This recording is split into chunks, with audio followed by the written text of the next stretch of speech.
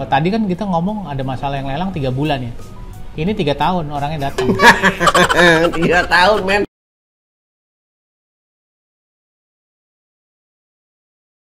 Oke, guys, balik lagi bersama gua Michael, raja terakhir dari Isekai Coffee ya di YouTube-nya Isekai.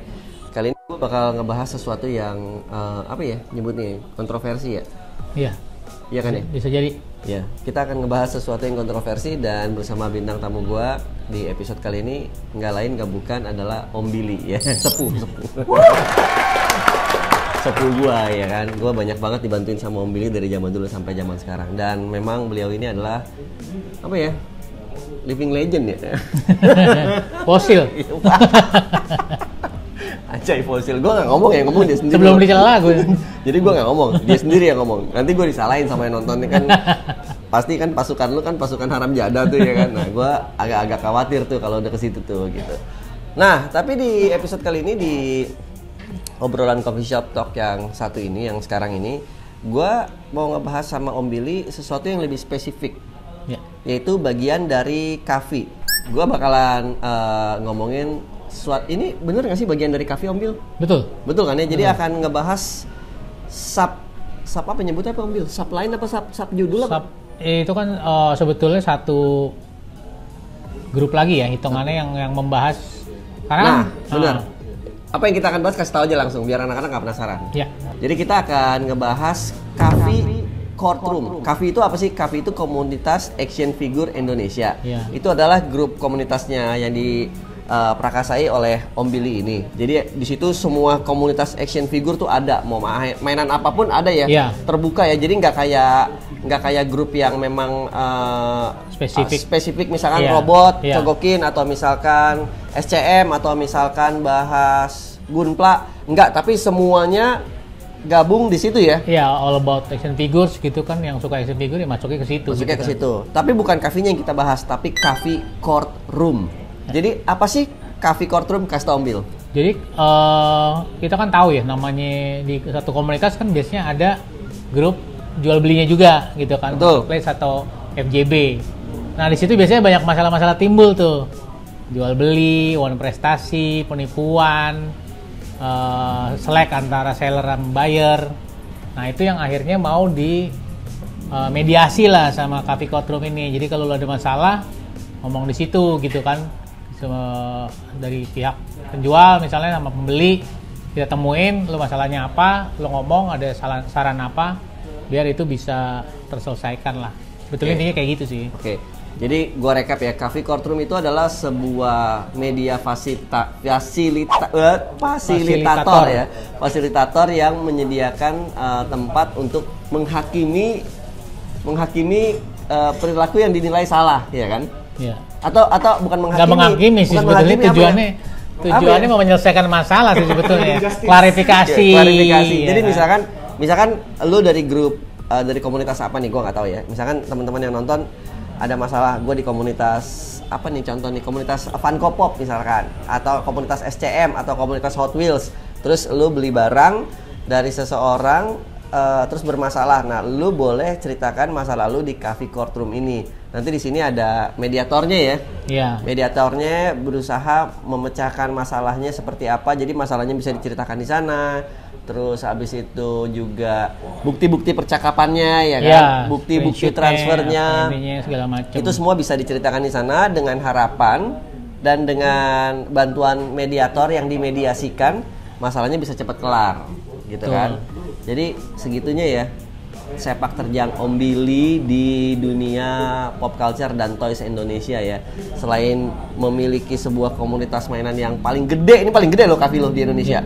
Gak ada komunitas mainan yang lebih gede dari Coffee. Gak ada. Segede apapun komunitas mainan yang ada, kalau lu belum tahu Coffee dan belum tahu Om Billy, lu belum apa-apa di dunia pop culture Indonesia. Ini orang ini sebelah gue ini gokil banget.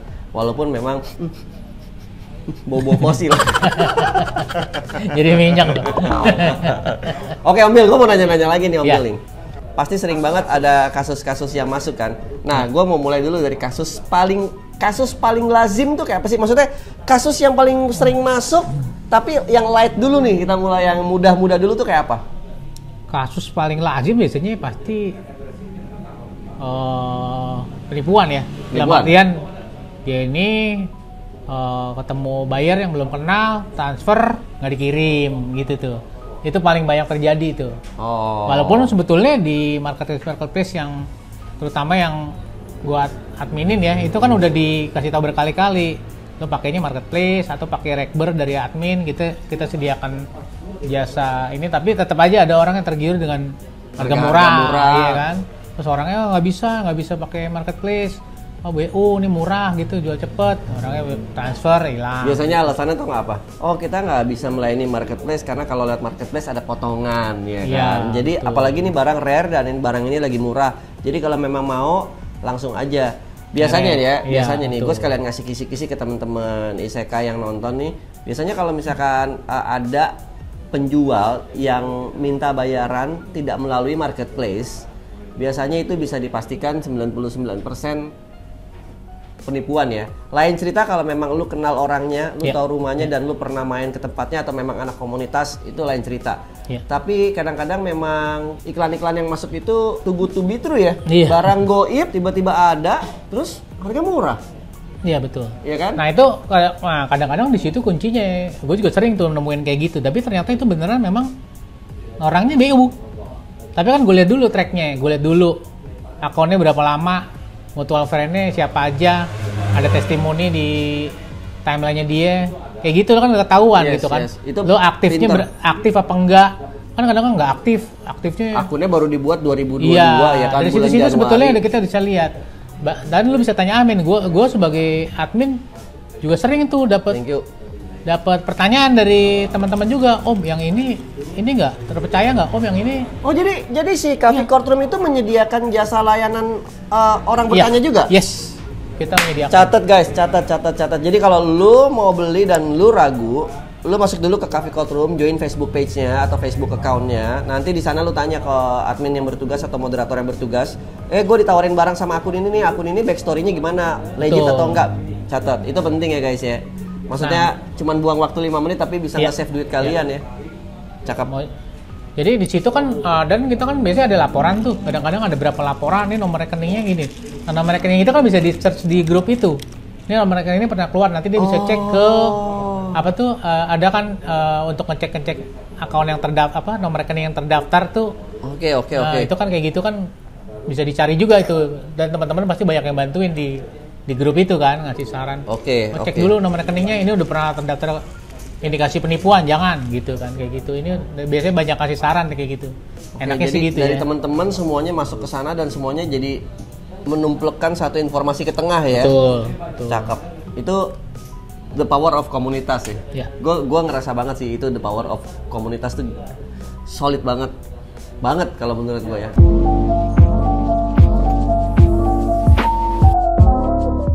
Oke, kedua nih Om Bill nih. Sama tentang masih kasus lagi di seputar Coffee Courtroom. Kasus apa yang menurut lu sekarang kelasnya menengah? Tadi kan kelas yang gampang nih ya penipuan sehari-hari lah gitu. Yang menengah nih apa nih contohnya nih? Menengah itu kadang-kadang, nah itu yang kadang-kadang kasusnya itu mungkin menengah dalam artian sih lebih unik ya. Lebih unik gitu kan. Ya mungkin kayak ada kasus di lelangan lah. Iya kan? Lelang nggak habis-habis, banyak banget. Itu banyak ya. Bukan masalah kalau yang tadi penipuan beat and run juga udah biasa ya. Iya, beat and run tuh hal-hal sederhana. Iya, beat and run tuh udah tiap hari nongol nih orang konfrontasi beat and run apa gitu-gitu ya. Tiap hari. Iya, cuman ada beberapa kasus yang memang uniknya tuh mungkin lo pernah tahu ya. Itu kasusnya ya kita kenal juga, teman-teman. Kasusnya itu agak lucu sih sebetulnya. Coba yang mana nih? Yang mana nih? Jadi ceritanya adalah ada yang lelang barang. Yang barang di bid menang. Dikirim barangnya dari titipers. Dari titipers dikirim ke pemenang. Pemenang nerima karena dipercaya sama lelang itu, disimpan barangnya. Setelah 3 bulan barang itu dijual ke orang lain lagi. Gue tahu kayaknya. Tahu kan? Kayaknya tahu, tapi yang nonton kan nggak tahu, lu mesti cerita. Ya ini gue ceritain dulu. Barang itu dijual ke orang lain gitu kan, tanpa dibuka dari lelang yang sebelumnya itu. Iya, karena kan dia percaya kan. Karena percaya. Begitu dibuka, barangnya kosong. Ini di tangan orang yang lain lagi di kan? Di tangan pembeli. Yang baru lagi iya, nih. Berarti kan ada 3 pihak nih. Ada 4 sebetulnya. Iya. Pelelang, yang nitip lelang, pemenang pertama, pemenang kedua. Ya, buyer yang beli dari pemenang. Nah, itu salahnya kan ribet tuh. Tapi kalau menurut gua salahnya tetap menurut lu nih sebagai Kavi, salahnya di mana? Baru ntar gua kasih pendapat gua. Salahnya? Iya. Kalau gua ya secara personal dari menang pertama, kalau terima barang ya mestinya dicek dulu kan. Dari pemenang dari nih ya, masalahnya dari ini biasanya kan gini ya sistem kerjanya kan adalah pelelang sama titipers. Tapi kan barangnya di titipers, gak dikasih ke pelelang kan? Tapi titipers itu kan ngirim ke pemenang. Pemenang itu akan cross check dong. Pemenang itu cross check, dia buka barangnya oke, kondisi oke, dia akan lapor ke pelelang. Baru pelelang bayar. Baru bayar ke mencairkan dananya ke titipers, gitu kan? Sistemnya selalu seperti itu. Oke. Udah diterima dengan baik, kondisinya aman, oke. Nggak ada komplain ya, bayar, selesai. Kalau habis itu dikomplain, udah bukan tanggung jawab pelelang lagi, kayak gitu. Kebayang. Karena dia udah Oke, gua kebayang. Nah itu udah dia nggak periksa kan, karena dia percaya. Karena si pelelang ini punya nama besar, ya kan? Dia udah trusted sama si pelelang itu. Jadi bisa nggak sebenarnya dikatakan gini, si pelelangnya ini kecelek sama si tukang titip, si titipers. Nah itu tadi seperti ini. Nah, salahnya juga si pelelang itu tidak mau ngurus ke titipersnya untuk konfirmasi ini kenapa itu bisa. Menurut gua nggak salah di pelelang sih, dia nggak mau konfirmasi karena udah 3 bulan Om Bil. Betul, itu juga. Udah 3 bulan juga, guys. Betul. Sekarang gini, lu beli barang sama siapapun juga gitu ya, atau lu posisikan diri lu sebagai penjual, lu udah ngejual barang nih, udah 3 bulan, terus nggak ada komplain, ya duitnya mungkin udah lu pakai, atau mungkin juga lu anggap kasus ini udah kelar, udah selesai kan, terus lu baru dapat komplain di bulan keempat. Menurut gue itu aneh sih.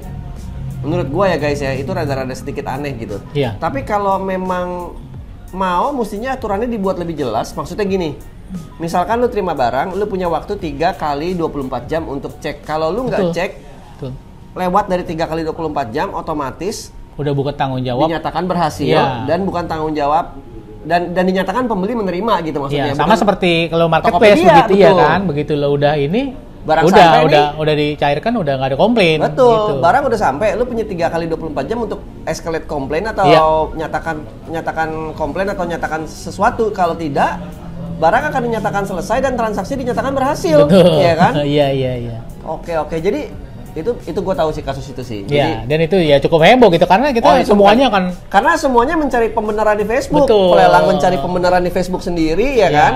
Mencari kubu sendiri. Dan itu maksudnya dua-duanya teman gua, dua-duanya DM gua. Gue yang di tengah-tengah, gimana? Gue harus adil kan dalam artian. Iya kan, dua-duanya gua kenal baik gitu kan. Ini gimana? Pada akhirnya memang ya harus ngakuin ada yang ini masing-masing punya salah, tapi masing-masing ada yang salah lebih besar, ada yang salah lebih kecil. Sebenarnya akhirnya gitu aja. Kalau gue tetap salahnya di titipers. Menurut gue titipersnya dari awal udah nggak benar, udah licik. Iya. Masa iya? Barangnya Superman kalau nggak salah kan? Iya. Hotosh ya. Superman Hotosh yang kotak gede gitu kan, yang bentuk logo kan? Betul. Masa iya? Lu kirim barang itu, lu alasannya gue nggak tahu itu barangnya. Waktu lu angkat aja kan udah berasa guys, kotaknya itu enteng. Kayak gini deh, nggak usah jauh-jauh. Lu jual sepatu nih, Nike. Waktu lu packing, masa lu nggak sadar sih itu enteng banget, beratnya berapa? Ya. Logika aja. Kecuali lu jual beras 1 kilo, tapi isinya cuma 980 gram gitu kan. Itu mungkin masih lu miss. Tapi kalau kotak segede gitu dan hilang main figurnya gitu, bukan hilang tangan ya guys, bukan hilang parts kecil, yang hilang figur Hot Toys-nya gitu. Itu menurut gue sih dari awal sih memang dia niatnya udah nggak benar sih Om Bil. Iya. Tapi agak susah pembuktiannya karena tidak langsung dibuka gitu kan. Jadi ya agak ribet itu ya memang tuh. Iya. Kalau seandainya waktu dibuka bisa langsung komplain, mungkin nggak ruwet itu ujungnya. Tapi kasusnya kelar kan ini kan? Akhirnya kelar, tapi kan dengan catatan ya maksudnya ya udah, yang itunya udahlah gue ini. Jadi kelarnya nggak kelar banget ya? Tetap pada ini masing-masing. Tetap pada pendapat masing-masing ya. Tapi maksudnya dengan di situ kan akhirnya lebih terbuka lah. Jadi aturan-aturan lebih diperketat mungkin atau apa. Teman-teman juga pada ngasih saran. Ya susah lo kalau gini posisi lo nggak bakal bisa karena ada kayak 3 bulan itu Yes, kan. itu 3 bulan menurut gue Daripada udah lebih akhirnya, banget iya. sih.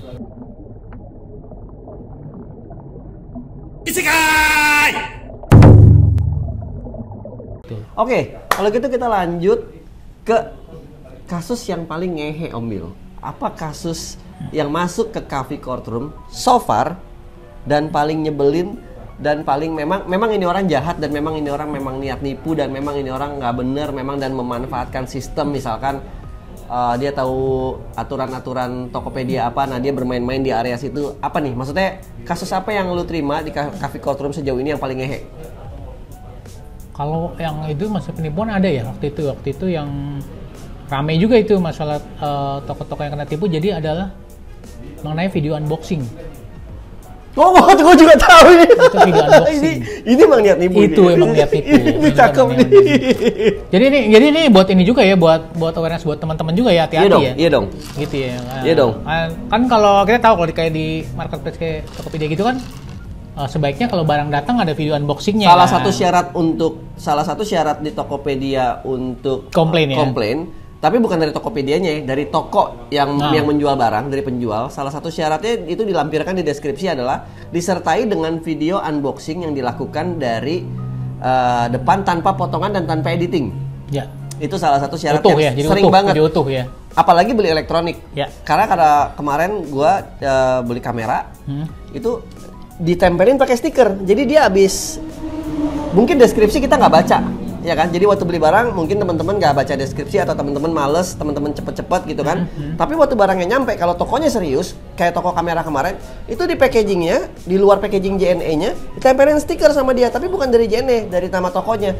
Mewajibkan video unboxing tanpa editing dan tanpa dipotong. Terus dari bungkus JNE terdepan sampai dalam.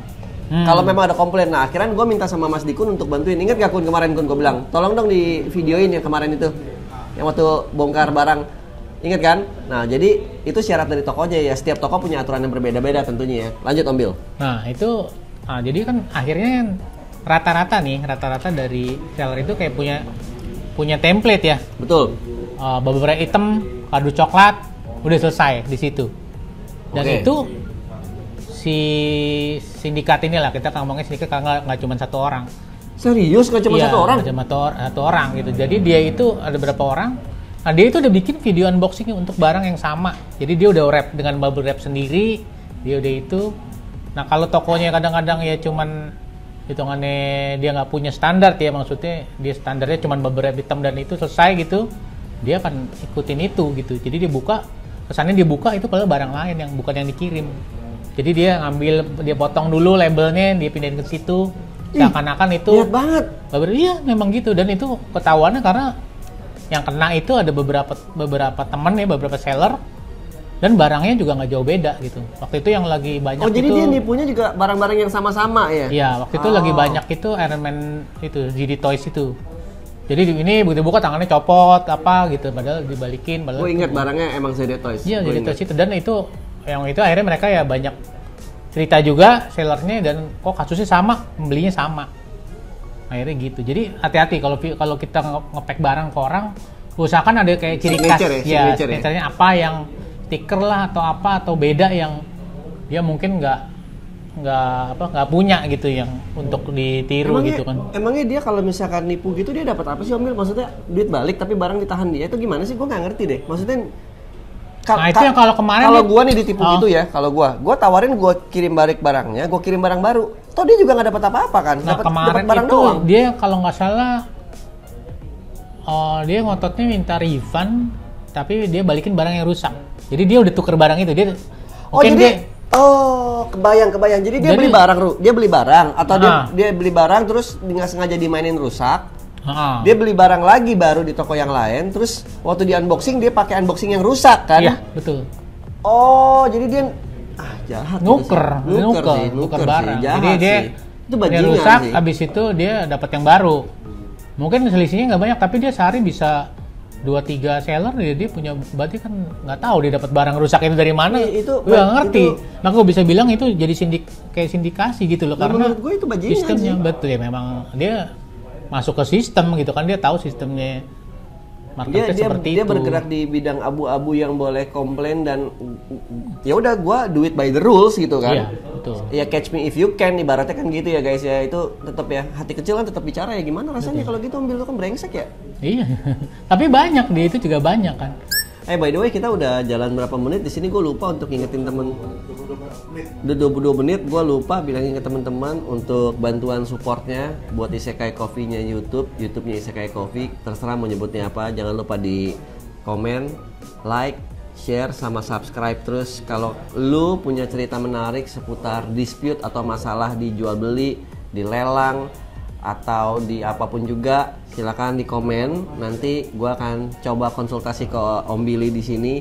Om Billy ini ada kasus gini nih, ini gimana nih cara penyelesaian ini. Dan jangan lupa juga buat teman-teman yang nonton, join ke Coffee Courtroom. Apalagi kalian tipikal yang sering jual beli mainan nih kan, atau sering nyari hunting-hunting mainan, terus ada tawaran-tawaran menarik, ya kan? Nah, gabunglah di Coffee Courtroom untuk cari tahu seller ini oke nggak, pembeli ini oke nggak, alamat ini bener nggak, nomor rekening ini bener nggak, gitu guys. Tapi ngomong pembeli juga banyak sih yang bermasalah ya, bukan. Tapi kalau pembeli bermasalah biasanya kan cuman beat and run doang.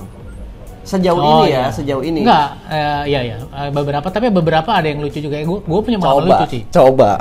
Gue punya pengalaman lucu sih. Jadi ada satu ketika ada ini, tapi di luar online ya sebetulnya. Oke, nggak apa-apa. Di luar online, jadi gue adalah di satu Toy Fair. Dia beli barang A. Udah berlalu kan. Kalau tadi kan kita ngomong ada masalah yang lelang 3 bulan ya. Ini 3 tahun orangnya datang. 3 tahun men. Anak tuh lulus dari SMP ke SMA. 3 tahun kemudian orangnya datang gitu. Ini mainan ini gitu. Dia waktu itu beli apalah, lupa, Transformer atau apa. Mainan ini orangnya copot dari dalam gitu. Mainan ini orangnya copot dari dalam. Gue nggak terima. Dulu gue beli gitu kan. Gue beli kan gue nggak tahu selama 3 tahun. Belinya sama lu lagi? Belinya sama pegawai gue waktu itu, pegawai gue. Maksudnya lu selama 3 tahun lo bawa kemana itu? Lo bawa naik pesawat, lo naik kapal? Gue nggak tahu itu barang. Copotnya gue kan gue nggak inget, nggak ada fotonya juga pas lo beli. Lo nggak bisa, pokoknya gue minta ganti. Kalau nggak gue sebar gitu, gue jelekin toko lo. Gitu. Akhirnya gue males. Lah pokoknya gue harganya tuh kalau nggak salah dia beli tuh sekitar 200 sampai 250 ribu. Terus ya udah, pokoknya panjang pegawai gue. Udah gue bilang gini aja deh. Gue ambil barangnya tapi gue balikin duit lo tapi 50%. Ya udah nggak apa-apa. Jadi dia beli barang lain, tuker tambah lah hitungannya. Oh, jadi dia dapat kredit ya? Iya. Nah, seenggaknya kan ada jadi dia balik 125 ribu. Iya. Seenggaknya ada penyelesaian dari lu. Nah, cuma tetap menurut lo itu, menurut gua pribadi ya, lu berhati besar di situ. Why? Betul. Bro. Tapi belakangnya endingnya gue yang untung. Tau gak kenapa? Barang itu harganya udah naik ya dibalikin? Yes, jadi barang itu begitu gue buka cuma lepas doang, gue masukin lagi, gue bilang BIB, dan itu gue jual 500.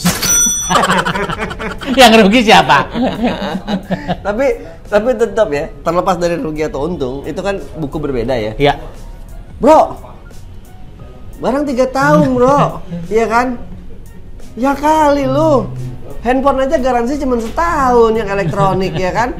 Terus kamera garansi setahun. Lu mau nambah setahun lagi, Tokopedia aja bayar ya kan. Iya. Nambah proteksi apa tuh? Perpanjangan elektronik apa ya? Lu tahu kan tuh kalau beli elektronik? Asuransinya bro. Lu barang 3 tahun bro. Nggak ada asuransi barang 3 tahun. Apalagi yang beli kan nggak ada asuransi kan. Iya betul. Menurut gua lu konyol sih, kelewatan sih siapapun juga kalau lu nonton. Lu konyol men kalau sampai barang 3 tahun baru lu komplain mah, aduh lu ngaco sih. Oke, Om Bil, sebagai penutup nih, sampaiin dong kisi dari Om Billy, bagaimana cara yang aman bertransaksi sesama pedagang dan pembeli, apalagi buat teman-teman yang masih baru di dunia pop culture, masih baru di dunia komunitas, baru masuk, baru mau mulai ngumpulin wishlist nih ya kan. Bagaimana cara kalian agar aman sebagai penjual ataupun sebagai pembeli biar tidak ada masalah? Ada nggak sih tips and tricksnya gimana? Ada, tapi terutama nih buat pembeli ya. Pembeli kan sekarang banyak tergiur sama barang murah gitu kan. Barang murah, tapi barang murah pun juga belum tentu nipu sebetulnya. Banyak juga orang memang jual murah. Gue juga sering dapat. Tapi terutama lo lihat dulu, misalnya di dalam satu grup gitu kan. Kalau lo ada yang nawarin kayak gitu, lo lihat dulu. Itu akunnya misalnya udah berapa lama, mutual friend-nya banyak nggak gitu kan, testimoninya oke nggak, aktif nggak, kalau lo masih bisa marketplace nggak gitu kan. Kalau misalnya masih belum ini juga tanya aja ke grup atau ke admin, itu ini orang terpercaya nggak gitu kan. Biasanya dari situ sih mereka akan kasih info. Oh, gue pernah nih beli sama dia gitu. Iya, gitu kan. Aman nih, kok gitu kan. Aman tapi lama nyampainya gitu kan. Gitu-gitu atau kan. Misalkan aman, barangnya bagus tapi orangnya nyebelin gitu. Ya kan ada yang kayak gitu-gitu ya kan, betul. Gitu. Oke. Nah, kayak gitu perlu makanya itu perlunya komunitas sih. Jadi kita banyak saling tahu ya, saling kasih info. Kayak gitu sih. Terus kalau ada anak-anak yang mau masuk ke Cafe Courtroom, alamatnya apa sih Facebooknya? Di grupnya Cafe Courtroom, seller dan buyer bermasalah. Cafe Courtnya court bahasa Inggris, Court, roomnya room Inggris ya. Iya. Jadi Cafe Courtroom, seller dan buyer bermasalah ya. Di situ nanti ada Om Billy juga dan ada gue juga di sini. Gue suka nggak jelas aja ya kan. Nyari masalah-masalah, terus tugasnya gue kalau di situ kalau ada masalah, gue siram minyak tanah biar tambah kebakar. Gitu ya guys ya. Jadi semoga buat teman-teman yang nonton, baik penjual ataupun pembeli atau yang mau berdagang atau mau apapun juga, semoga nggak ada masalah ya. Semoga dengan adanya video ini kalian lebih terbuka matanya dan lebih aware cara jualan dan cara berdagang yang baik dan benar ya. Kalau dari gua boleh kasih saran, menurut gua semua pedagang mainan sekarang, baik toko gede, toko kecil, toko rumahan, toko temen, semua pasti punya akun Tokopedia. Menurut gua, seandainya enggak punya, barang yang lu cari most likely ada di Tokopedia oleh seller lain. Jadi kalau gua caranya gampang banget. Membeli melalui Tokopedia. Kalau gua, kecuali lu memang kenal bener sama orangnya, lu tahu rumahnya, lu sering nongkrong kayak gua sama Om Billy nih, gua kenal banget segala macam nih. Ya udah gua transfer aja ke Om Billy. Orang beli barang Om Billy aja gua kadang-kadang lewat Tokopedia. Kemarin beli itu apa namanya itu? Kartu, gue beli lewat Tokopedia juga, nggak mau ribet gitu kan. Ya gue juga langsung kasih Tokopedia biar gampang kan. Kenapa nggak ribet? Karena kan alamat gue udah ada. Dia nggak nanya-nanya lagi, Mike, alamat dong ya kan. Terus gue nggak nanya lagi nomor rekening dia ya kan. Ombil nomor rekening dong, udah ada semua. Jadi nggak ribet guys. Sebenarnya zaman-zaman sekarang ini udah zaman-zaman modern yang Tokopedia mempermudah kita banget. Jadi thanks juga buat Tokopedia ya. Udah mempermudah dan ada cashback ya kan. Betul. Belanja lagi. Koin-koinnya bisa dipakai buat beli barang lain. Oke guys, jadi thank you ya buat yang udah nonton. Sekali lagi semoga kalian gak ada masalah di dunia pop culture ini. Kalau ada masalah jangan lupa dibawa masalahnya ke Cafe Courtroom. Sekali lagi jangan lupa like, comment, share, sama subscribe. Gua Raja Terakhir dari Isekai dan ini Billy dari Cafe. Kita signing out. Thank you buat waktu dan waktunya. Peace out.